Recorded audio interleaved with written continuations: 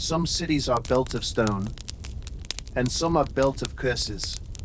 Troy, that name echoes like a forgotten lullaby from an old storybook. It was not merely a place scribbled into the margins of Homer's memory, but something stranger, something softer, a dream given form and then set alight. Whether it truly stood in the sands of what we now call Turkey, or simply rose from the misty breath of myth, it doesn't really matter. What matters is what it felt like, and how, even now, we remember the way it felt. You see, dear dreamer, Troy wasn't just a city. It was a stage dressed in marble and blood, where every kind of love was performed. Forbidden love, broken love, love for honor, love for glory. There was Helen, the woman whose face they say launched 1,000 ships, though perhaps she just wanted to be seen. There was Paris, a prince born under a prophecy, whose hands trembled not from war, but from wanting too much.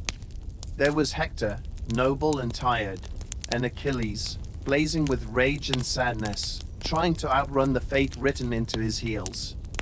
Troy wasn't only besieged by Greek armies.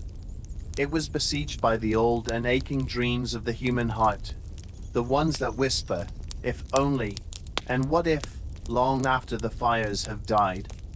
Tonight, as your body rests and your breath begins to soften, let me take you there. Back to that place where the towers touch the stars, and secrets pass like shadows through the winding streets. We'll walk slowly, through dusty courtyards and damp harbors that smell of sea salt and prayers. We'll listen to mothers humming lullabies behind cracked walls, and to young soldiers tying their sandals a little tighter, not knowing if the sun will ever rise for them again. And when the Greek ships finally land, and the sky fills with arrows like falling stars, you'll see the truth that history rarely tells. That Troy wasn't destroyed by spears, but by the quiet flames we carry inside ourselves. Seize easy if you love these nighttime journeys through history. I invite you to subscribe, like, and share this dream with someone else who needs a little softness tonight. Before we dive into today's story, I want to ask you something. Where are you listening from? And what time is it where you are right now? Because I know that you, me, and everyone else tuned into this video, we all share the same little habit. Even if we're scattered across the world, far from one another, we all love to fall asleep with stories from the past. Long before the war, long before the wooden horse creaked its way through the gates of Troy, there was a night, quiet and warm, when the stars above Mount Ida pulsed with strange light. Queen Hecuba of Troy lay dreaming. In her sleep, she saw herself giving birth not to a child, but to a flame, a flickering torch that licked at the rafters of the palace, devouring every stone. She woke with a gasp, the scent of smoke still lingering in her nose, though the air around her was calm and cool. The priests were summoned. The dream was read aloud beneath torches and trembling hands. Their verdict came softly, as if afraid to speak it aloud. The child in your womb will cause the downfall of Troy. Hecuba touched her belly. Inside her, not yet born, was a son, a prince, but also, perhaps, a match waiting to be struck. And so, dear dreamer, the city began to prepare not for his coronation, but for his erasure. When the baby was born, they named him Paris. But they did not sing songs. They did not hang garlands on the doors. Instead, King Priam, with heavy steps and a face carved by duty, gave the order: the boy must be taken to the mountains and left to die. It was not cruelty. It was fear dressed in royal robes. A servant obeyed. He carried the baby up the steep path to Mount Ida, where wolves howled and snows sometimes fell in summer. But when he reached the summit and laid the infant down, something happened. The wind stilled. A doe stepped out of the woods, her eyes soft and shimmering with moonlight. She bent her neck and licked the child's face. The servant trembled. He left the boy there, but returned days later, half hoping to find bones. Instead, he found Paris alive, cradled among wild animals, fed by milk not of this world. He couldn't do it. He couldn't take a child so clearly touched by fate. So he left him with a shepherd, who raised Paris as his own. And there, in the quiet hills above the city that had already rejected him, Paris grew, not knowing his name, not knowing his future, only chasing sheep and dreams beneath the sky. He was a beautiful boy, graceful, golden-skinned, with a laugh that made the goats pause in their chewing. The local girls watched him. The trees seemed to sway toward him.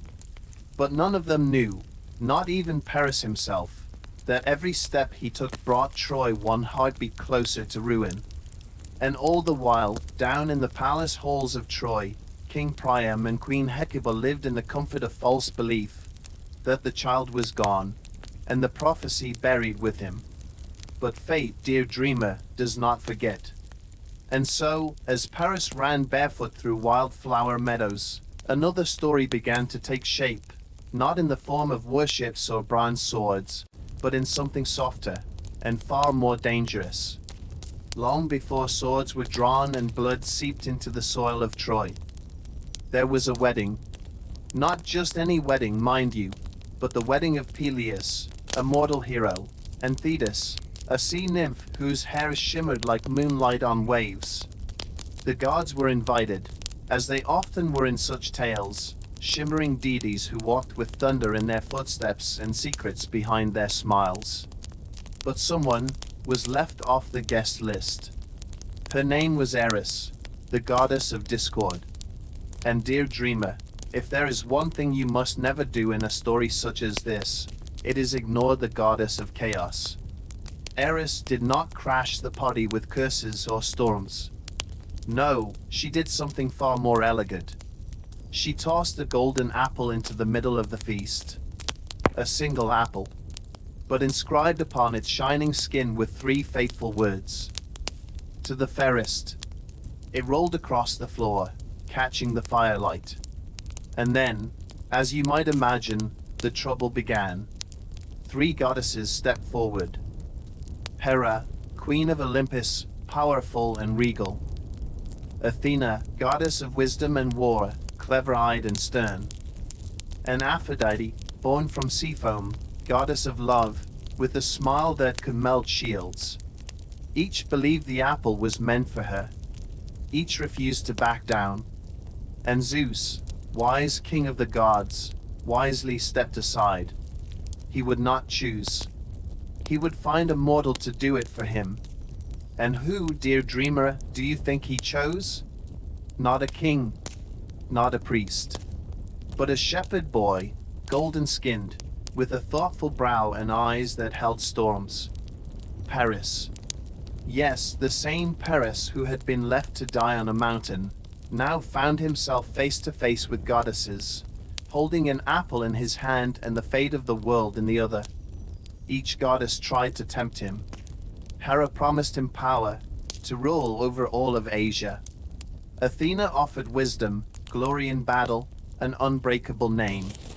But Aphrodite, she leaned in close, and with a voice soft as midnight silk, offered something different. I will give you the love of the most beautiful woman in the world.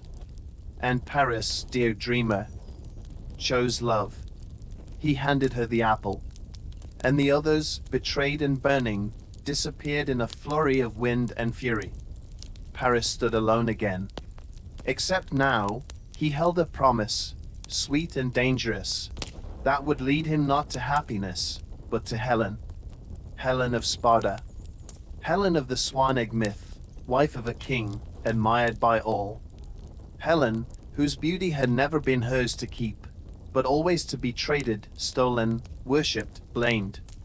And so, because of a golden apple and a boy with a heart too soft for prophecy, the wheels began to turn. The gods grew restless. The sea began to darken. And in the distance, ships stirred, though they had not yet set sail. And so, as the apple rolls into memory, and Aphrodite's smile fades into starlight, Another story begins. She was born from an egg, or so the story goes.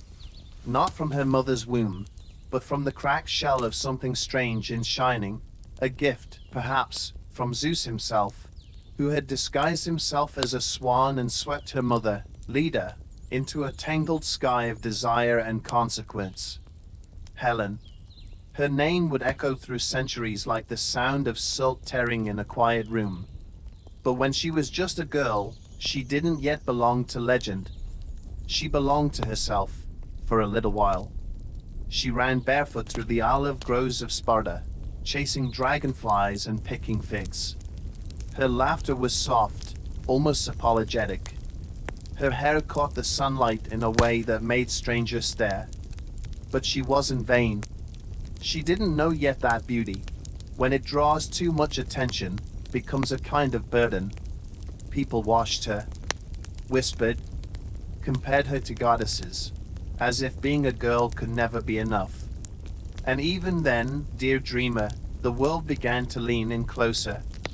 Men came from distant kingdoms not just to see her, but to claim her, as if she were a prize, or a prophecy, or a dangerous bloom that had opened too soon. Her father, King Tyndareus, grew worried. So many suitors. So many kingdoms on the brink of offense. So he made them all swear an oath, a sacred, binding promise. Whoever Helen chose to marry, the others would defend that marriage with their swords and lives.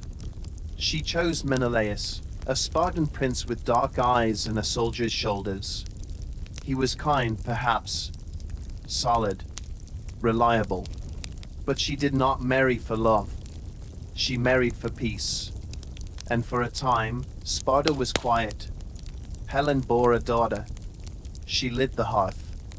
She watched the sea from her palace balcony, wondering what other lives she might have lived if she had not been Helen, but simply someone else. And then Paris came. He was golden, like the sun she barely remembered from her youth. His words were soft, dipped in the honey of Aphrodite's promise. He did not look at her like a prize, or perhaps he did, but in a way that felt like poetry, not possession.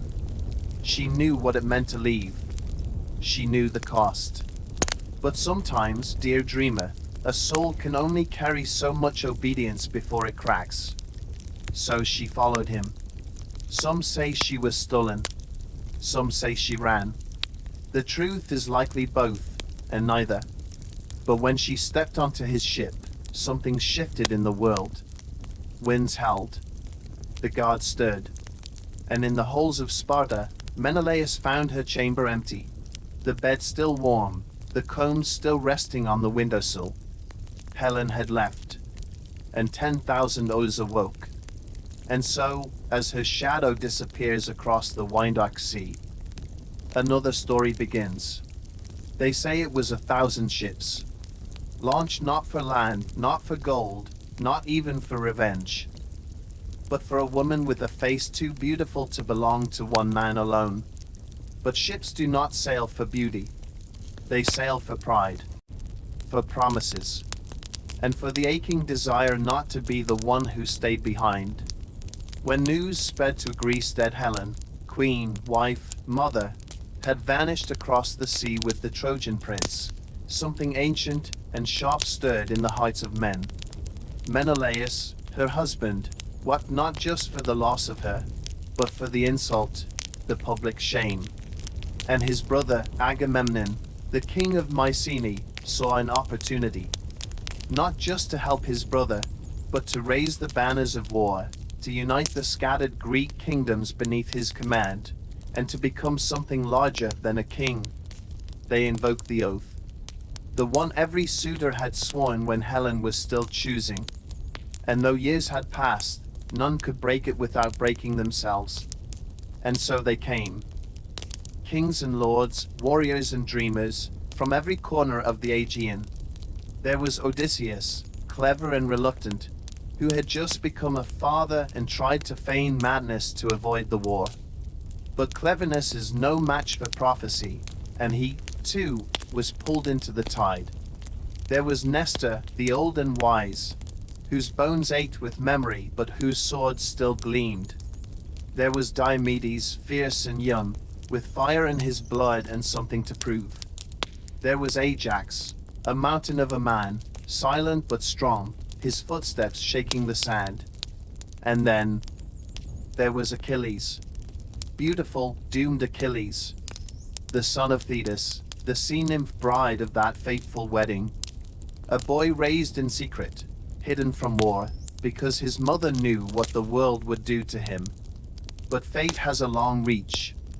Achilles came, drawn by glory, or perhaps by boredom, or prophecy, or the whisper that he would be remembered forever if he fought. He brought with him Patroclus, his closest companion, his mirror soul. And together they would carve their names into the heart of history, though not in the way either of them imagined. The ships lined the coast like silver teeth. The sea groaned under their weight. And the sky, once indifferent, now watched closely, as gods above and mortals below began to walk the same path, though from very different directions. It would take them 10 years to reach the end. But none of them knew that yet.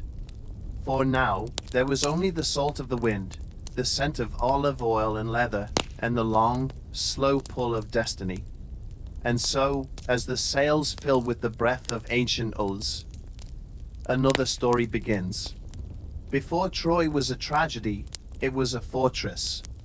The kind of city that felt eternal. Its walls, thick, sun-bleached, and impossibly high, were said to have been built by gods. By Apollo, no less, and Poseidon, who worked side by side under mortal disguise.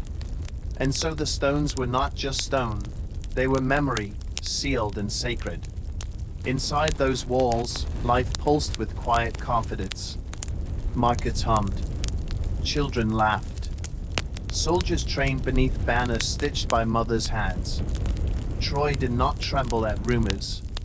But rumors arrived anyway, carried by wind, by whisper, and by the distant shapes of ships gathering on the horizon. At the gates stood King Priam, aged but proud, his crown heavier now with worry than power. His city had known peace for years, yet peace can make a kingdom soft in its center, where it matters most. Beside him stood Hector, his eldest son, the heartbeat of Troy. He was not golden like Paris, not kissed by the gods or chosen by fate. But he was steady, quiet, honorable.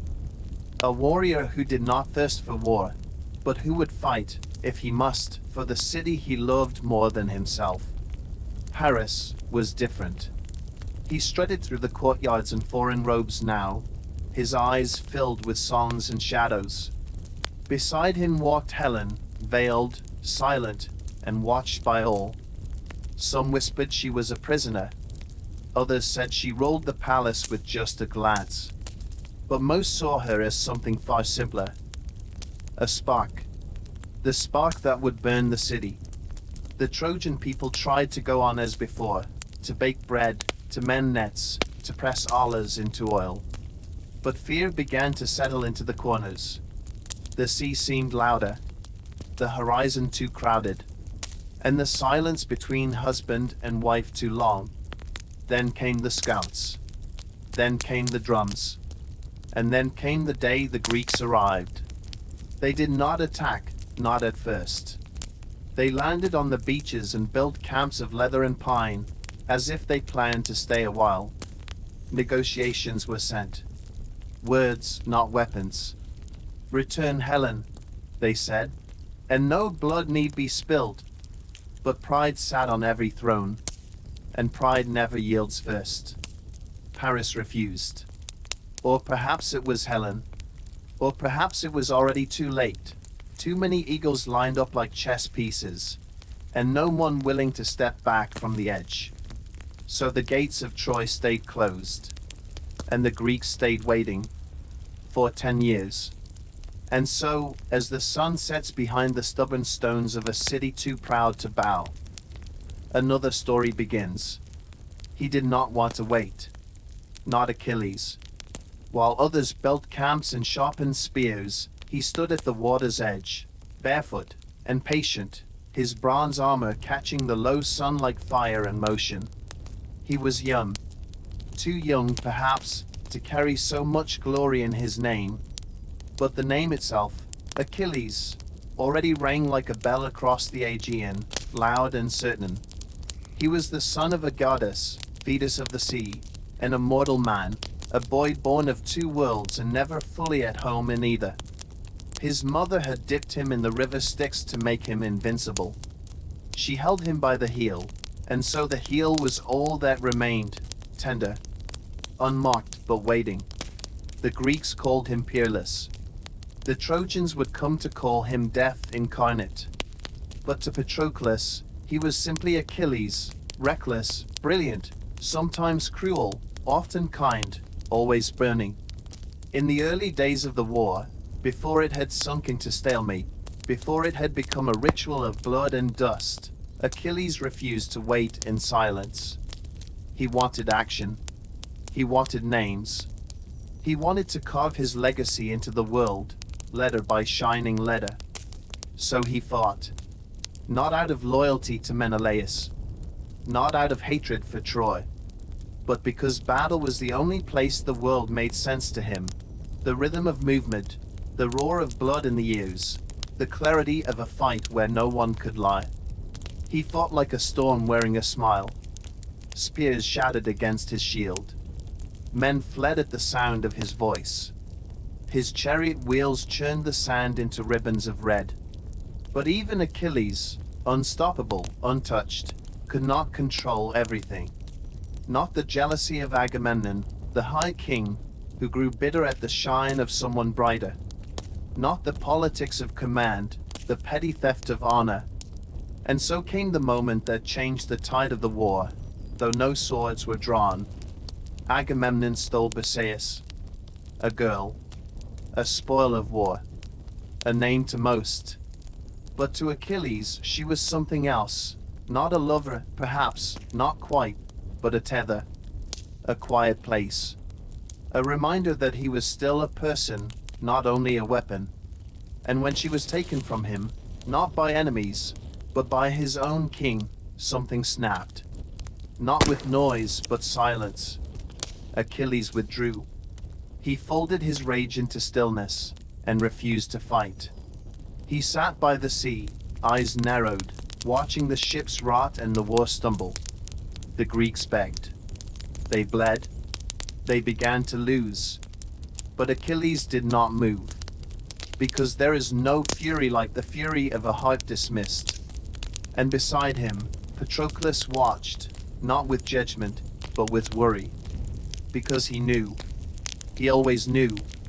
The longer Achilles sat still, the more terrifying it would be when he finally stood. And so, as the tide pulls gently at the sandals of a boy made for battle, another story begins. Before there was war, there was a boy. Not a legend, not a prophecy. Just a quiet boy, born to a minor king in a far-off land. His name was Patroclus, and even as a child, he moved like a secret. He did not shout. He did not shine. He simply was soft-spoken, slender, and often lost in thought. But fate, dear dreamer, has no regard for gentle souls. After a boiver mistake, a moment of panic that ended in another child's death, Patroclus was exiled, sent away from his father's house. A punishment, a silence, a sentence of shame. He was still just a child when he arrived at the court of Peleus, king of Tyre. And there he saw Achilles for the first time, the son of Thetis. The boy everyone watched. Bright as summer, swift as flame. He was everything Patroclus was not, and yet something in him stirred not envy, but gravity. Achilles noticed him too. Not for the reasons others did, not for strength, or fame, or lineage, but perhaps because Patroclus did not look at him with awe. Perhaps because he listened. Perhaps because he saw Achilles, and not the echo of a future god. And so they became friends. The kind of friendship that doesn't shout its name.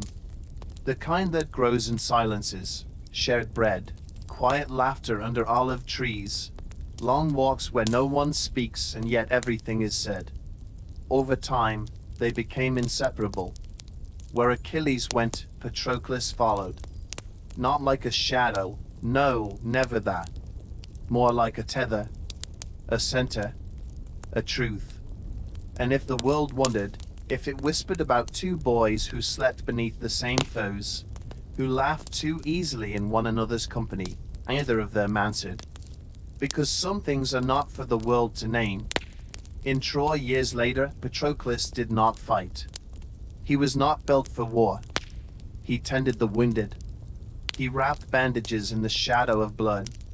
And every night, when the tents went still and the war paused in its breath, he sat beside Achilles, his presence the only peace Achilles ever knew. But then came the day when the Greeks were being broken. They begged Achilles to return, but he refused.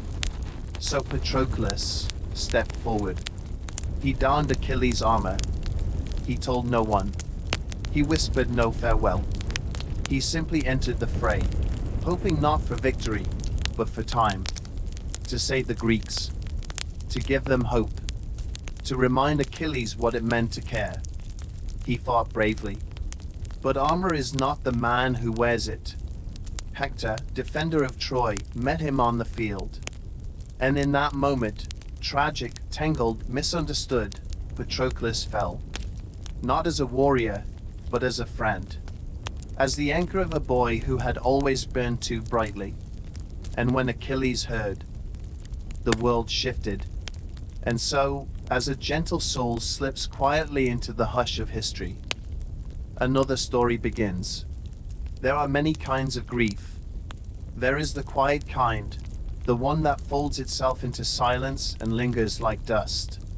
There is the loud kind, full of wailing, fists on stone, and tear-stained floors. But then, there is the kind that does not weep. It burns. Achilles did not cry when he found out that Patroclus had died. Not at first. He went still, so still the camp itself seemed to hold its breath. And then, when the silence cracked, he screamed. Not in sorrow, not in fear, but in a rage so pure it seemed to tear through the skin of the world. The boy who had once laughed in olive groves was gone. What remained was something else, a creature the poets would struggle to name. Not a man, not yet a monster, just a flame in the shape of a boy. He refused to eat, refused to wash. He covered himself in ash, in dust, in the scent of war. And when he rose from his grief, he went not to the gods, not to his men, but to Hephaestus, the divine smith, to ask for new armor. And the gods obeyed, because even they feared what he might do next. The armor they forged was like nothing seen before. Bronze that glowed like sunset. A shield that held the very image of the world, oceans, stars, cities in peace and in ruin. He took up the spear. And then, he returned to battle. But not for glory. Not for Helen. Only for vengeance. And Hector, poor Hector, noble Hector, did not run. He had killed Patroclus. Not in malice. Not even knowing it wasn't Achilles behind the armor. But none of that mattered now. They met outside the gates of Troy. And dear dreamer, it was not a duel. It was an ending. Achilles chased Hector 3 times around the walls of the city. Even the gods looked away. And when the final blow fell, it was swift. A spear through the throat. No last words. Only silence. But Achilles was not done. He tied Hector's body to his chariot, dragged it through the dust, over and over, for days, until the flesh gave way and the soldiers could no longer watch. This was not the Achilles of stories. This was the grief-stricken fury of a boy who had loved once, and lost everything. And still it did not heal him. Because vengeance, dear dreamer, is a hollow feast. It fills nothing, and it does not bring the dead back. And so, as the wheels of the chariot turn and turn over the bones of honor, another story begins. In the heart of Troy, behind walls that no longer felt tall enough to hold back sorrow, an old man sat in silence. King Priam, ruler of a city once proud, now battered and broken, had lost many things to this war of peace, sons, sleep. But now, he had lost Hector, his greatest son, his shield, his hope. Dragged through the dust like an afterthought, Hector's body had become more than grief. It had become humiliation. A message written in blood across the fields. This is what becomes of heroes. But Priam could not accept it. Not just because Hector was a prince, but because Hector was his. And there comes a moment in every father's life when he must set aside his crown and become simply a man with empty hands. So one night, guided by a whisper of divine intervention, perhaps from Hermes, perhaps from his own stubborn heart, Priam left his palace.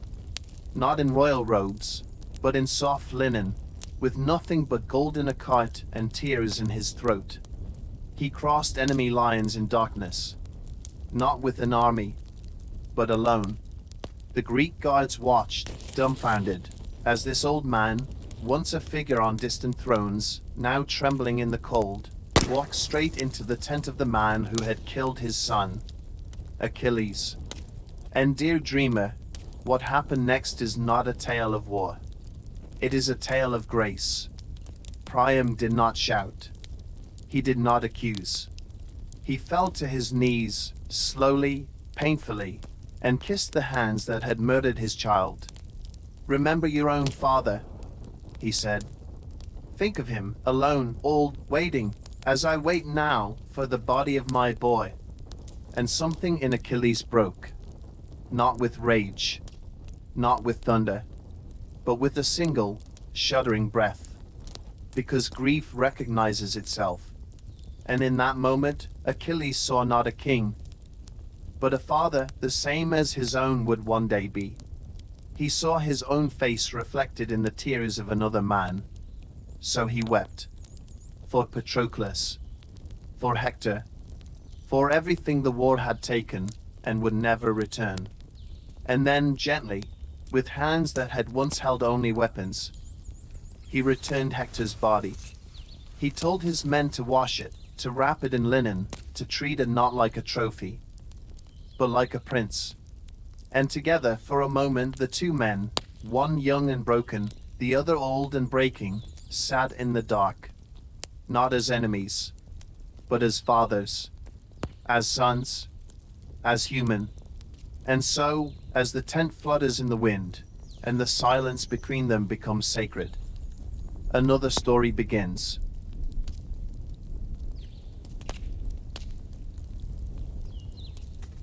It began, as endings often do, with absence. The Greek ships were gone. One morning, the Trojans awoke and found the shoreline empty.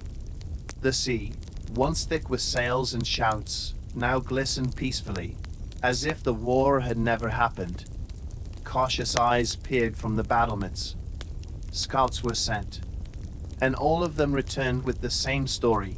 The Greeks had vanished. All that remained was a massive, silent object, standing alone on the sand, facing the city like some ancient creature frozen in place. A horse, carved of wood, enormous, impossibly large. A gift, perhaps, a monument, or a curse. The Trojans gathered. Some argued to burn it, some to drag it to the sea, but others saw a symbol. They have surrendered, they said. This is an offering, a peace, a tribute to our gods. And standing in the crowd was Helen, veiled in gold and silence, her eyes distant. She said nothing. And Paris, pride still clinging to him like perfume, said nothing. And Hector was no longer there to warn them. So the gates were opened. The wooden horse was dragged through the city, scraping stone, welcomed by cheers that tasted of relief. After 10 long years, the war was over. The people danced. They feasted. They sang beneath torchlight. Troy, dear Troy, had survived. And when the stars blinked into the sky and the fires dimmed, the city finally slept. But inside the horse, they waited. 30 men, silent, breath held.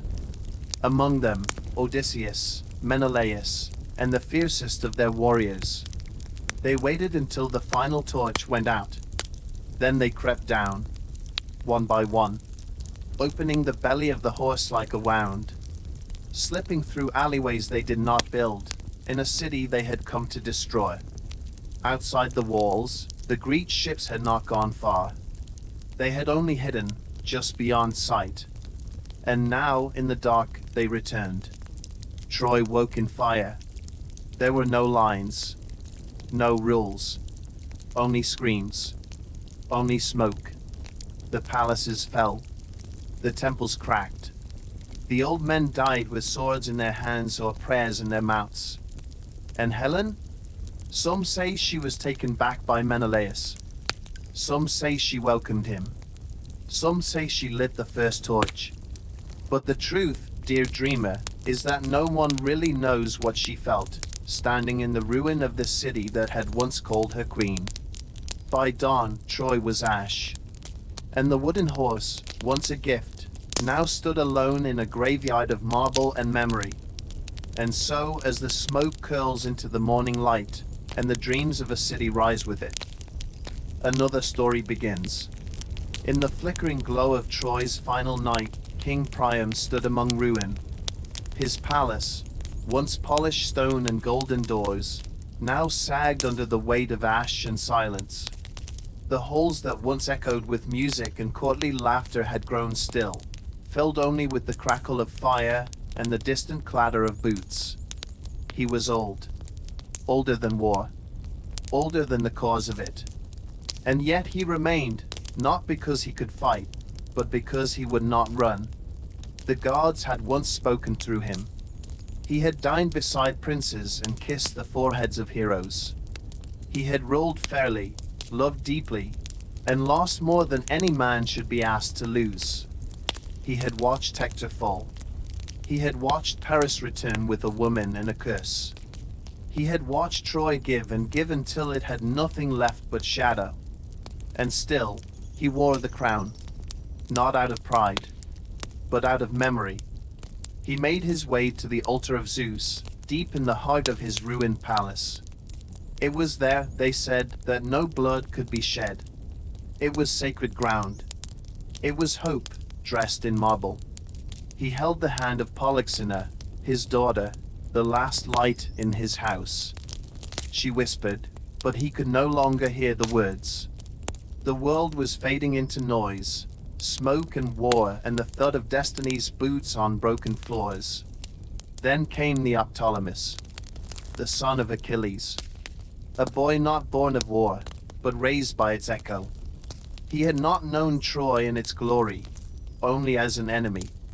And when he entered the sacred chamber, he did not pause. Not for the gods. Not for age. Not for mercy. Priam looked into the boy's face, and for a moment, perhaps, he saw Achilles. Not the monster, not the flame, but the boy who had once wept for Hector. The boy who had once returned a body, not taken one. But Neoptolemus did not weep. He struck. And Priam, the last king of Troy, the father of heroes, the man who had once touched the hem of gods, fell among the stones. There was no throne beneath him, no trumpet, only a hand slipping from his daughter's grip, and a silence that swallowed what remained of his kingdom. But dear dreamer, even in death, there was something beautiful, because Priam did not beg. He did not curse. He did not turn away. He looked his end in the eye. And that, perhaps, is how kings truly die. And so, as the last crown topples softly into the dust, another story begins. Every ending leaves behind something. Not always a victory, not always a grave. Sometimes a seed. As Troy burned, as her palaces fell like tired giants, one man did not weep. He did not curse the gods or charge into the flames. He listened to the voice inside him, to the cries of children, to the hush of something larger than grief. His name was Aeneas. He was not a prince like Hector, not a seducer like Paris, not a king like Priam. He was something quieter, a second son of a second house, known more for his steadiness than his songs. But that night, when everything he knew was falling, Aeneas rose. Not for battle, not for revenge, but for preservation. He lifted his father, old and blind, onto his back, not with complaint, but with reverence. He held the hand of his son, Ascanius, whose steps were too small for war, but just big enough for survival. And together, family on either side, he fled the dying city. The flames lit the sky. The gods looked away. But Aeneas did not. He turned once, just once, to see Troy's final breath rise into the stars. Behind him, the past burned. Before him, the unknown opened like a road not yet walked. He carried household gods in his arms, small statues, dusty and silent, the only remnants of faith small enough to hold. And so he wandered, across seas, through storms, past lands that whispered both welcome and warning. He became a man shaped by exile, never again to belong to one place, but always tied to the memory of one city. And one day, in a land far from the ruins of Troy, he would plant that seed. He would build again. Not another Troy, but something new. His journey would echo not in psalm, but in stone. And from his line, the poets would later claim, would rise Rome. But that dear dreamer is another fire, another cradle. For now, Aeneas walks into the night, not triumphant, but unbroken. And that, perhaps, is the noblest end of all, not to win, but to carry forward what mattered. A name, a story, a flickering hope. And so, as the footsteps fade into the mist, and the gods fold their wings once more, another story begins. She walked out of Troy alive. That alone was a miracle. When the fires died down, and the ashes settled into the bones of what once was a city, Helen still stood, untouched, it seemed, by smoke or sword, as if the gods themselves had wrapped her in silence, or perhaps in shame. The Greeks did not kill her. Menelaus did not strike her down, though some say his sword was drawn, shaking in his hand, his breath sharp with betrayal.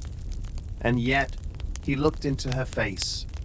That face, the one poets called divine, the one that kings had desired and armies had cursed. And in that instant, whether from love or weariness or the helplessness of long memory, he lowered the blade and took her back across the sea, back to Sparta. But Sparta was not the same, and neither was she. In the palace, the hall still echoed with her absence. 10 years of dust gathering on the edges of her portrait. 10 years of women whispering behind closed doors. Some welcomed her. Some turned their faces away. But no one forgot. Helen became a ghost among the living. She wore her silks.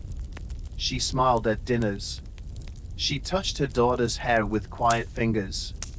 But something in her had faded. Or perhaps, hardened. She had been mythologized, not by her own choosing, but by the needs of men who could not bear the weight of war on their own shoulders. And when they looked at her now, they did not see a person. They saw a cause, a mirror, a sin. She lived, but never freely. Even in the gardens, Where the wind was kind and the roses bloomed in clusters, there were always eyes, watching, remembering. They never asked what she wanted, what she felt, whether she chose Paris, or simply couldn't refuse him. She was not given confession, only judgment. And sometimes, dear dreamer, in the soft hours before dawn, Helen would walk alone to the edge of the terrace, where the sea glittered faintly in the dark, and she would whisper to the waves, not her name, but the names of all those who had died for her, or near her, or because of her. Not to apologize, not to explain, but to remember. Because even if the world refused to forgive her, she would never forget them. And so, as her footsteps retreat into quiet marble halls, and the story of her eyes slips once more into shadow, another story begins. He should have been the hero. Odysseus, king of Ithaca, the man of wits and wordplay, the architect of the wooden horse, the man who ended a war not with the sword, but with a story. He should have sailed home in triumph, laurel-wreathed, praised by poets, kissed by calm seas. But the gods, they do not let clever men go so easily. And so, instead of a swift voyage, Odysseus was given a journey. Not across miles, but across years. Not through storms, but through himself. It began with winds that would not obey, ships blown from course, sailors lost one by one.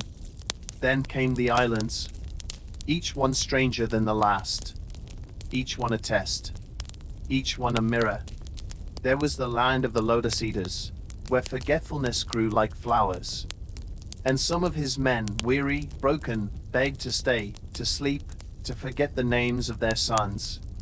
There was the cave of Polyphemus, the Cyclops, not a monster, not exactly, but a creature untouched by shame. Odysseus blinded him. Not for survival, that came later, but first, out of pride. And when he boasted his name aloud as they escaped, he drew the attention of Poseidon, the god of the sea, and a father, as furious and grieving as any mortal. The punishment would last 10 years.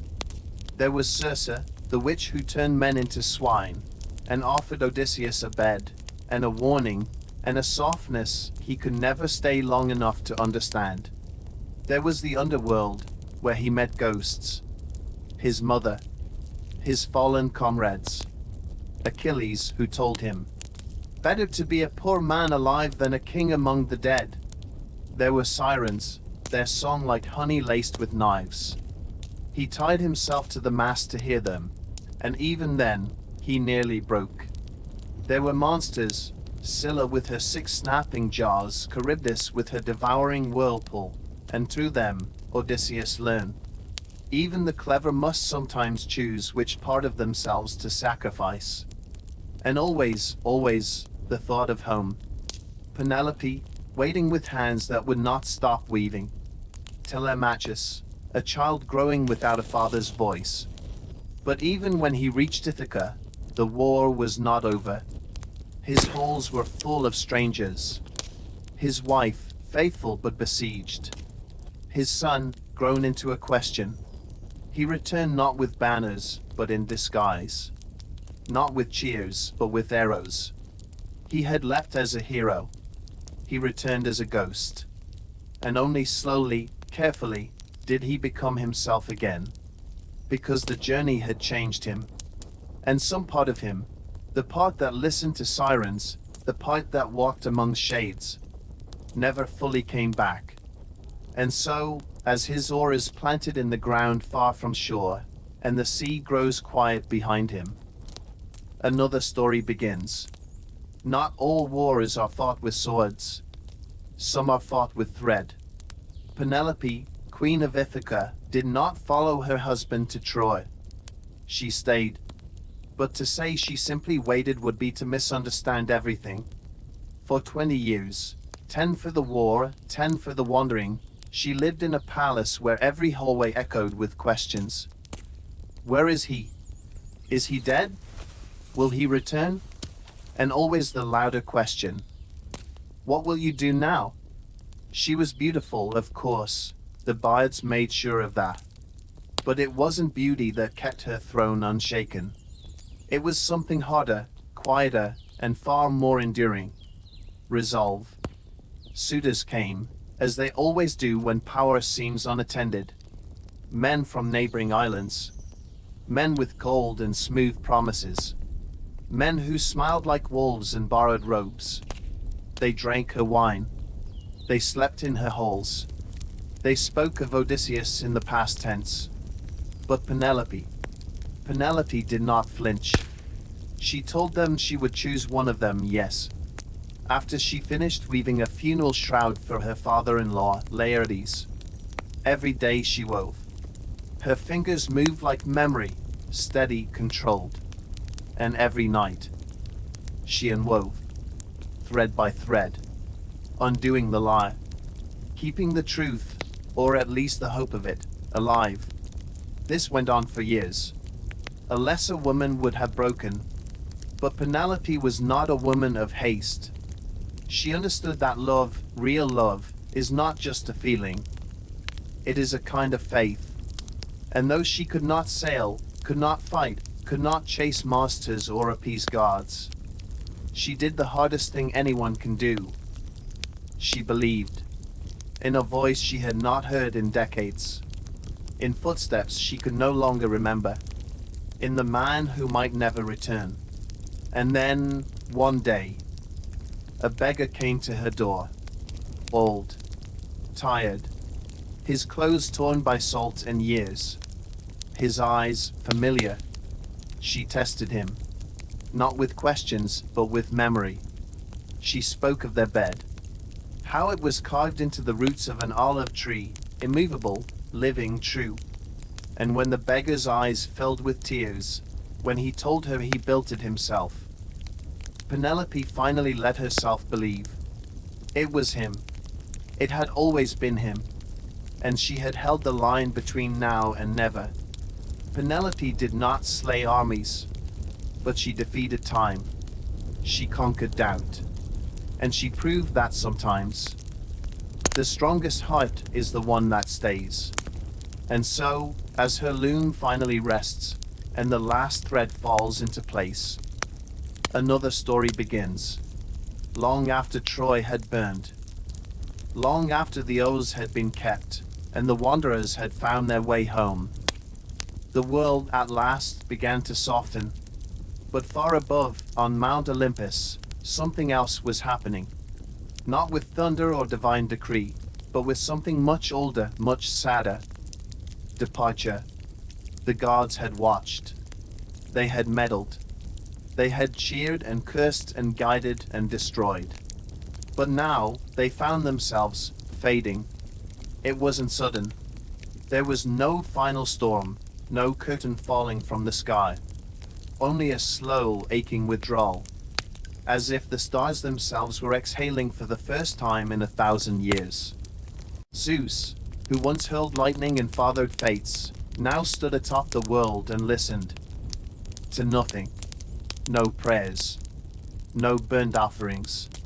Just wind across the cold marble of his throne. He had ruled over kings. But kings had begun to forget him. And Hera, ever watching, ever slighted, no longer heard her name in vows.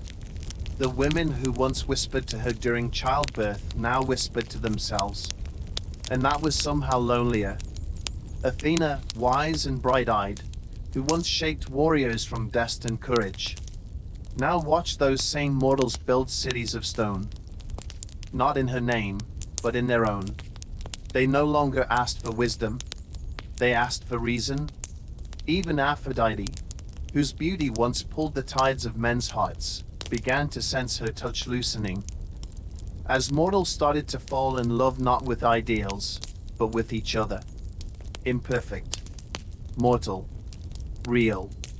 And somewhere, beneath all their fading light, Apollo laid down his lyre, not with sorrow, but with acceptance. Because songs change. And even music must rest. And what of Hermes, the messenger? He still wandered. not because there were messages left to carry, but because some feet are made only for roads. The gods did not die. They dissolved, not into nothing, but into story, into stars, into echoes, into the quiet breath before a dream begins. They had shaped the age of heroes, but the age of men had come. And so Olympus, once roaring with divine laughter and feasts, grew still. Not sad, just still. Because even gods, dear dreamer, must know when it is time to leave the stage. And so, as the last torch dims on high, and the heavens fold into hush, another story begins. There is a kind of quiet that only ruins know.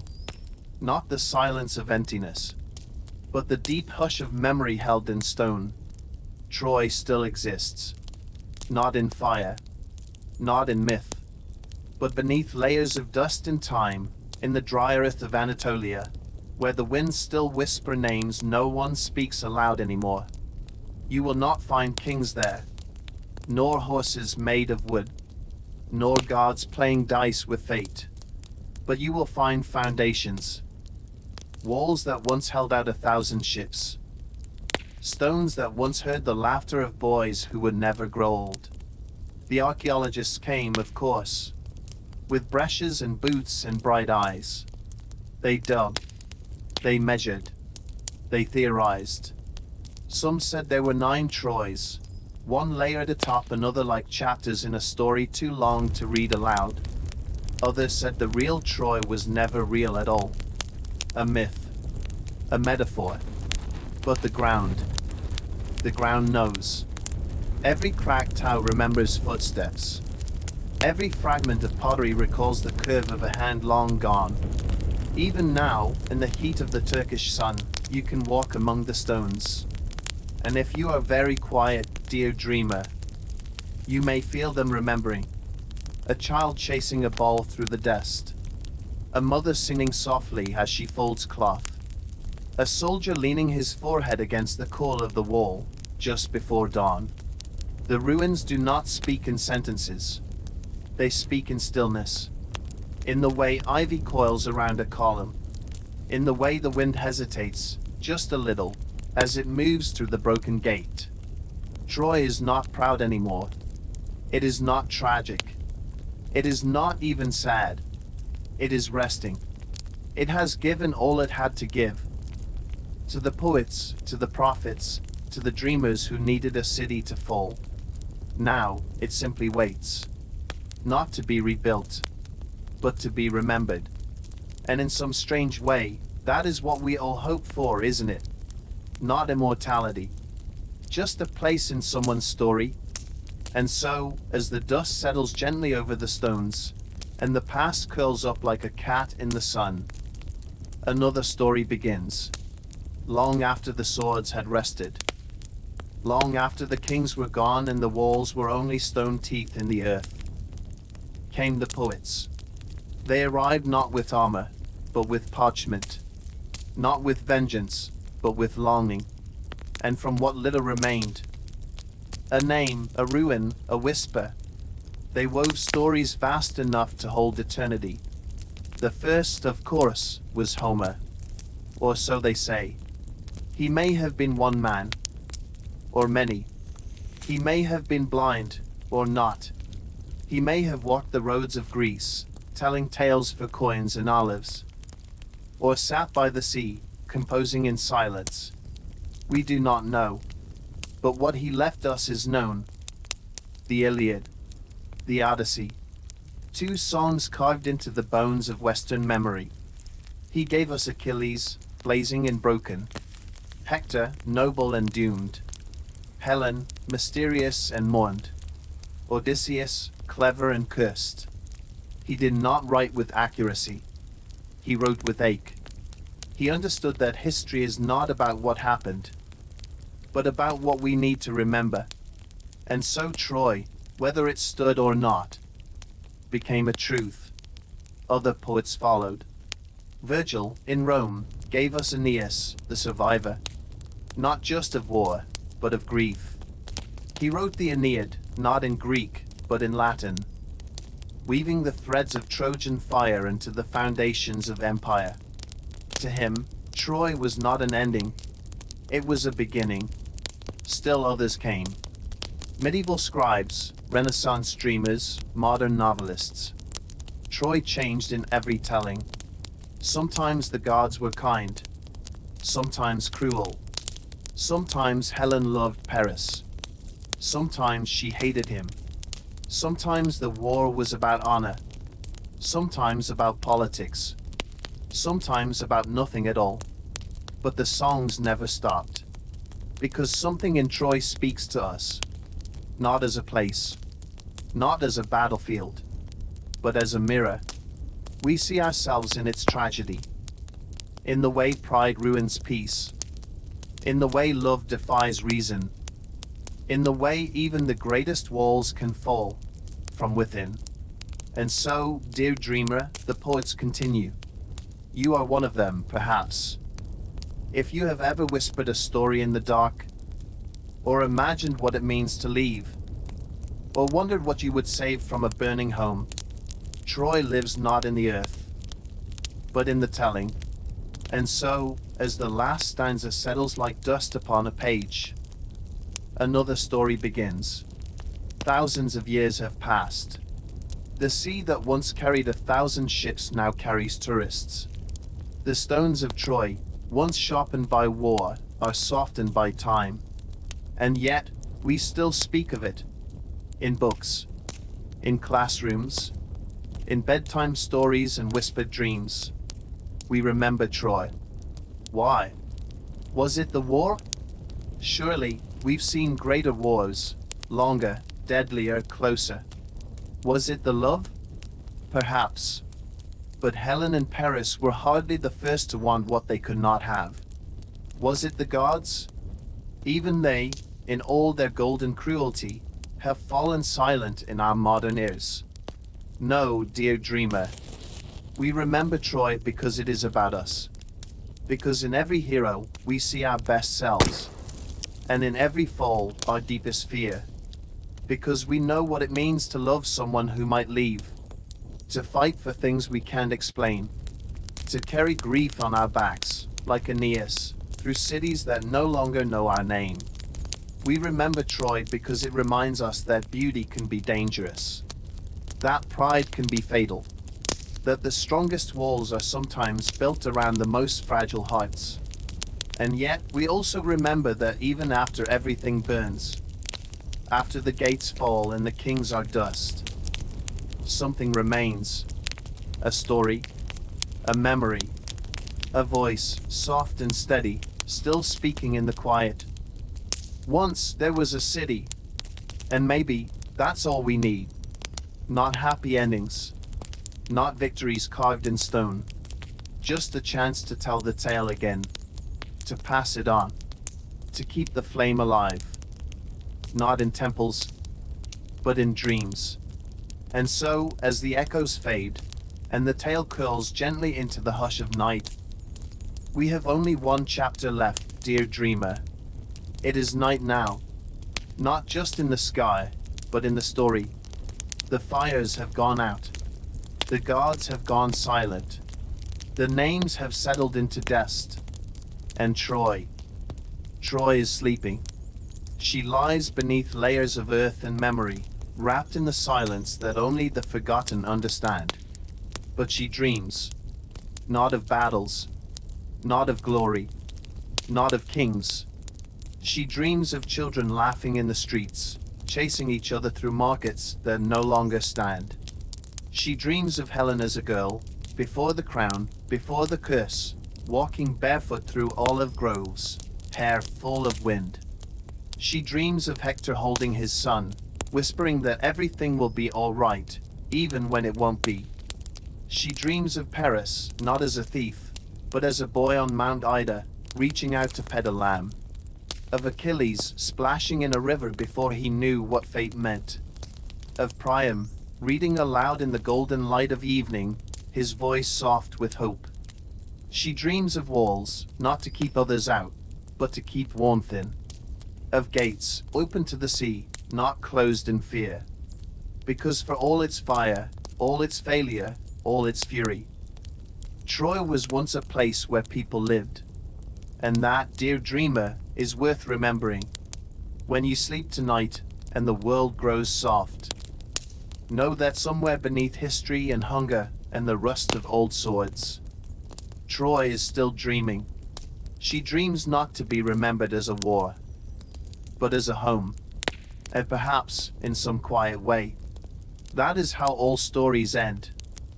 Not with a bang, not with a triumph, but with a whisper. I was here. So sleep well, dear dreamer. Rest beneath the stars that once watched ships sail and lovers run and kingdoms fall. You have walked a long way tonight, through fire and myth and memory. Now the gates are closed. The torches are out. And the world is quiet. If this story stirred something quiet in you, if it wrapped around your thoughts like a lullaby, I'd love to know.